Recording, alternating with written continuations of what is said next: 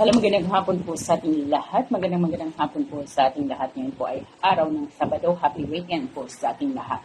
So kayo ba ay sobrang problemado na sa inyong mga karelasyon? Sa inyong mga karelasyon na talagang hindi mawala-wala ang third party. So kung kayo ay sobrang problemado na, ito po ang isang napaka-epektibong pamamaraan upang tuluyang mawala ang third party sa inyong buhay. Kailangan lamang natin ito ng ating buong paniniwala at syempre lagi natin samahan ng panalangin upang maging maayos ang inyong pagsasamang magkarelasyon. Kumuha po lamang ng puting malinis na papel. Puting malinis na papel po, malinis, at pulang panulat. Ma'am, wala pong pula, pwede po bang gumamit ng itim, pwede po bang gumamit ng blue?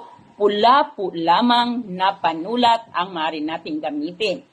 At maaari lamang natin itong gawin sa araw po lamang ng linggo. Tandaan po, araw ng linggo po lamang ang maaring paggawa po nito kahit anong oras, basta't araw po ng linggo. Okay. So ngayon, syempre, handa na rin ang ating mga sarili. Paano ba ihanda ang ating sarili? Kailangan nakafocus tayo sa ating mga ginagawa at wala tayong duda sa ating mga ginagawa. Habang ginagawa natin ito, ating i-claim na ang ating mga kahilingan ay nagkakatotoo. So, kapag handa ng papel at pulang panulat, ito po ang ating gagawin. So, ito po lamang. Sa papel po ay mag-drawing kayo ng square. Ayan, square na drawing. Ayan, square.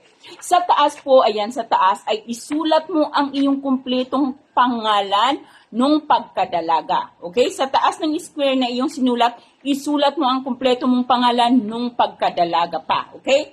And then sa baba naman, sa baba dito, sa banda dito, ang isusulat mo naman ay ang kumpletong pangalan naman ng iyong asawa. Okay? Ng iyong karelasyon o ng iyong asawa. Kumpletong pangalan. Sa kabila namang side ng ating square o ng ating triangle, ay isulat mo dito ang pangalan naman ni third party. Okay? Ulitin natin. Sa taas ng triangle, ang isusulat mo ay ang iyong kumpletong pangalan nung pagkadalaga ka pa. Ngayon sa baba, dito sa kabilang side ay ang pangalan naman ng iyong karelasyon, kumpleto. At sa kabila naman ay ang pangalan ng kanyang pulasisi or ng kanyang ng third party. Okay, ito po ang pinakamahalagang dapat nating isulat sa papel sa gitna ng triangle. So ayan, isulat po ang mahiwagang numerong ito, 2355. 2355 at sa baba naman 608. Okay?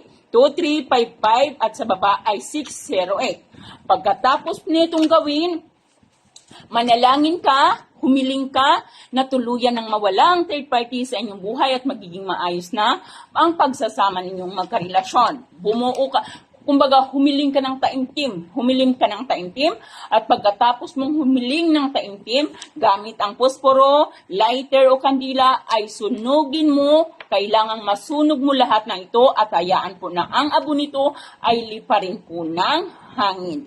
Muli gagawin po lamang natin ito sa araw po lamang ng linggo, samahan ng panalangin at buong paniniwala. Huwag na huwag magkamali sa numero 2355 at 608. Maraming salamat at magandang hapon sa ating lahat.